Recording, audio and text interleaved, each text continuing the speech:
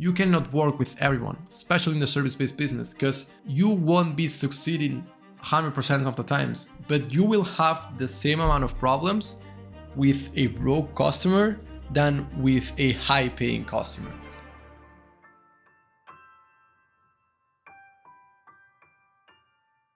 So I am a business owner, and as a service-based business that I own, I have to be capable as a business owner myself to execute in every single aspect and know every single section of my entire business to be able not to iterate, but to actually, if someone just falls down below or just leaves me, I'm gonna have to be able to fill that empty spot, right?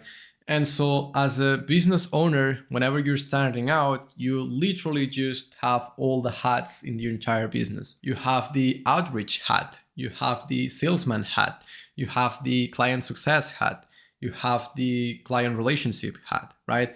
And so it is all about not only wearing those hats, but to actually be able to fulfill on those. And so during the time that I've been running my own business, and probably during my entire life itself, but it's the thing that you really get to see whenever you own a business, is that whenever you're trying to sell something, whenever you're trying to essentially meet someone new, whenever you're trying to let more people know about yourself, how cool you are, how intelligent you are in a way, and trying to always put that first impression and as high as possible in a way, whenever you're trying to sell, I would say that I've noticed one mistake that I made myself in the past, and probably if you own a business, you made it too, right? And that mistake as a salesman is to trying to sell to everybody. And that's cool because we all have to get that starting money in. We have to get that starting point where we eventually try to grow our business, trying to hire people, and essentially just, growing the business, right? But the problem that tends to happen when trying to sell to everyone is that not everyone will be a great fit.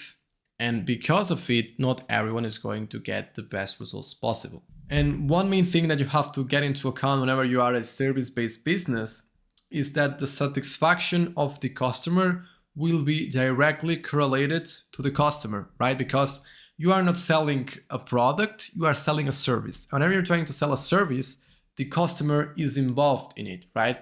And so whenever you're trying to start out, we have that feeling that we need to get sales, we need to get people to buy, we need to get a lot of money in to actually grow the actual business, right? But this can actually hurt your business more than you think about it, right? And it's hurt a little bit mine in a way. And this is something that I've been working on every single day, because whenever you're trying to really make an authority of yourself, or you want to really grow a business, you cannot work with everyone, especially in the service-based business, because you won't be succeeding 100% of the times. And that is completely fine. And that is essentially how everyone deliver services, right? You will get those awesome case studies with, your customers getting awesome results, but you will be also getting some of the worst customers itself that don't even do anything, right? So let's put it in an example, right? Let's say that your best case study was from someone who had XYZ, not only problems, but also had XYZ budget, had XYZ money, right? And what this means is that if you want to replicate that case study, if you want to replicate that success that you had with the service, you need someone somewhat similar to that specific prospect, right?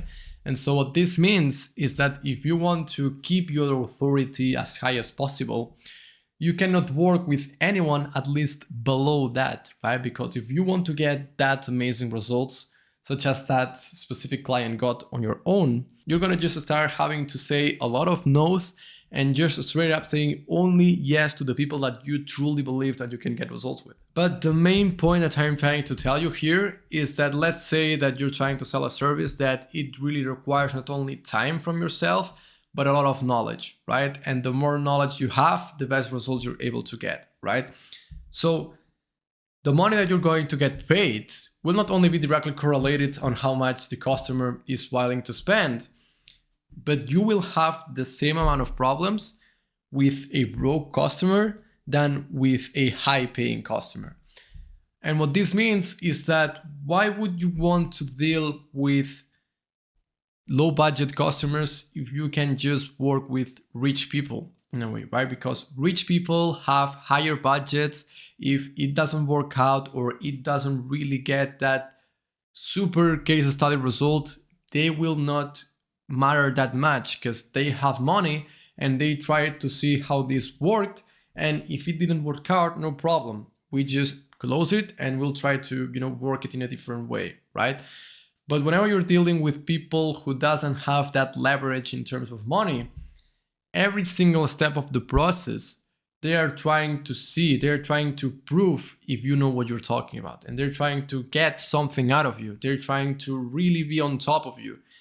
And that not only gives you way more problems than usual, but what tends to happen is then you're realizing that you're putting way more hours into something that it's not even that worth it because you're not even get paid that much. I promise you, you're gonna get money, of course, but you're not gonna get results and you're not gonna be able to sleep at night, right? Or at least that's been my experience with it.